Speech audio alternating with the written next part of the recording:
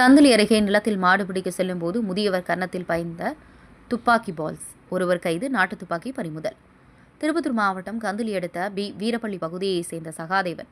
இவர் விவசாயம் தொழில் செய்து வருகிறார். இந்நிலையில் அவருடைய நிலத்தில் கட்டப்பட்டிருந்த மாட்டை அவிழ்க்க செல்லும் போது மர்ம நபர் யாரோ ஒருவர் குருவி சுடும் துப்பாக்கியால் சுட்டதில் துப்பாக்கியில் இருந்து வெளிவந்த பால்ஸ் சகாதேவன் கன்னத்தில் பாய்ந்து மயங்கி விழுந்தார். இதனை அறிந்த அக்கம் பக்கத்தினர் மீட்டு திருப்பத்தூர் அரசு மருத்துவமனைக்கு கொண்டு வந்தனர். விரைந்து பரிசோதித்த மருத்துவர்கள் மேல் சிகிச்சைக்காக கிருஷ்ணகிரி அரசு மருத்துவமனைக்கு அனுப்பி வைத்தனர்.